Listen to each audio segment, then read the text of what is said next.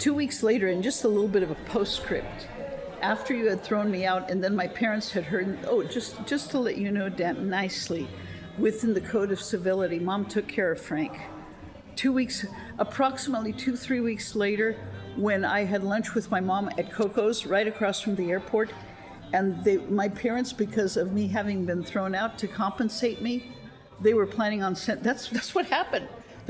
They were going to send me to Disney World. And then I went through a brief phase where, no, I never blamed God for you throwing me out. That never happened.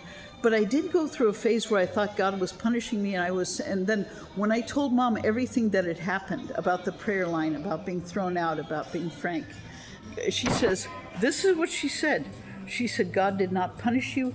God rewarded you. God wanted you out of there. You were not supposed to have been there. And then you know what else she said? She said, send them a postcard from Disney World thanking them for throwing you out. That you threw me out. God gave me my kolo, my Serbian music, to play my Serbian music. You threw me out. God sent me to Disney World. Let's see, you threw me out in September. I was on the airplane February 3rd through the 10th. 20 beautiful hours of videotaping, obviously, in Disney World.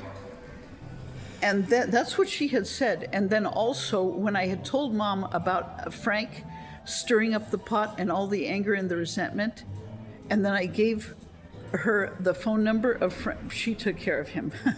She took care of that devil and set him in his place also, where I was never supposed to have been connected with Frank in the first place. Okay. Next order of business, Carol, talking to you now. I am able to hand over that prayer line over to God. That is actually, that's harder in me dealing with and handing that over to God. A lot of flashbacks, a lot of things that are imprinted in my memory. So how to navigate handing that over to God and forgiveness and everything, but still the memories that are imprinted, I cannot forget what had happened. Forgiveness is not forgetting. Just like I often use the example of if I say, and on the Fantasyland Tower, when I say, we're not going to think of Dumbo, we're not going to think of the flying elephant, we're not going to think, and then the more I say we're not going to talk about Bruno, the more it's reinforced. But when I say, okay, let's shift focus, let's talk about the teacups now. So I cannot forget what had happened. If I try to forget it, I'll just keep remembering it, but I can override it. I can override it, and I can choose to focus on what I want instead of what I don't want. Still, it needs to be clarified, because you were saying that I was there to cause a scene.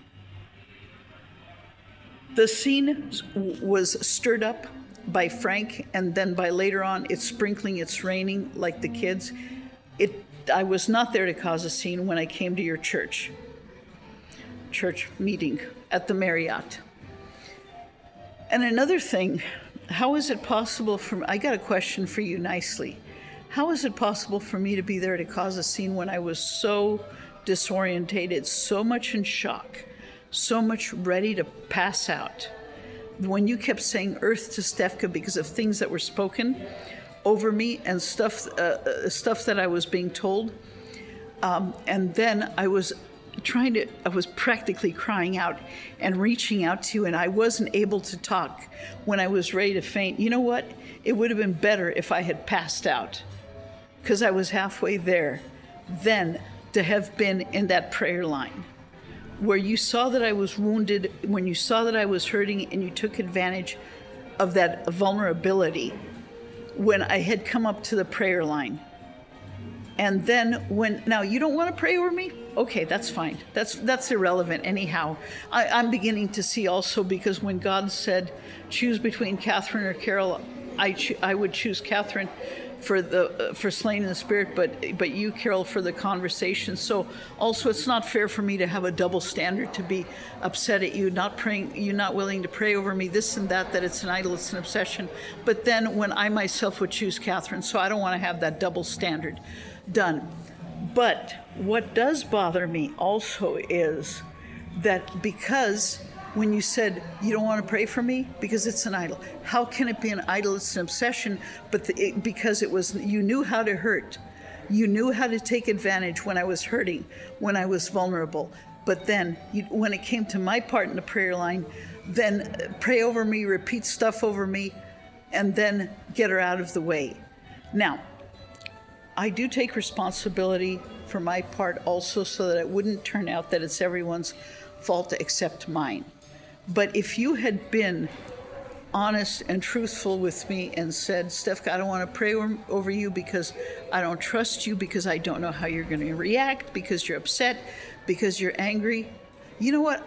I would rather accept that than it's an idol. I won't accept the idolatry. Call whoever you want. Call, Frank can drive me around in circles. You can drive me around in circles for 4 hours if you want. Call the police on me. Call the FBI on me. I'm not going to accept the idolatry. Because then, if it's an idol, why did you have to humiliate me? But if you had been truthful with me and said no, because of the anger and the resentment, that's why I don't want to pray over you. You know what? That's more honest and more honorable. I would have sooner accepted that, because at least you would have been honest with me. And also, I can't be mad at you over that you didn't want to pray over me, and because of all the anger, because you had used the letter against me. How did you know about all where I was upset and angry? Because I gave you the ammunition through the letter that you denied getting, but you repeated I knew from the moment that you had gotten that letter. I know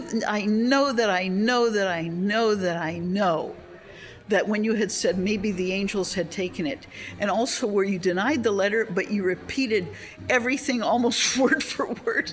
I'm serious, this is a true story. What have I gotten myself into? So, but also I have to take responsibility. And also where I had given you ammunition, where you had used against me to say, if Stefka is this angry in the letter, I don't want her in the prayer line, so get her out of here. I can't get rid of her, but get her out of here. And that, you know what, I would have sooner accepted that than the idol. That would have been a better choice. And also because at that time, and again, times have changed and things are different also. But at that time, because of the double standards, because of the jealousy, and I renounce all that jealousy. There's no need for that jealousy and that resentment, because also when God brought Catherine into my life, so the connection that is right for me also, but again, times were different at that time. Also, with at that time, the jealousy and the situations and stuff that was going on, and bad feelings and all of that stuff. So when you had read that, you probably figured, if she's reacting this way in the letter and she's upset, I don't want her in my prayer line because she's so angry. That would have been more honest and more honorable. I sooner accept that than the idolatry. I'm not accepting the idolatry because it's like, you say it's an idol, but then you knew how to hurt and humiliate. But then there would be those that would say, well, it's not so much that it was to hurt and humiliate and play on the vulnerability, but she wanted to get rid of you because of the anger. Then if you had been honest with me and said it was because of the anger, I would have sooner accepted that. Anyhow, I have to take a pause.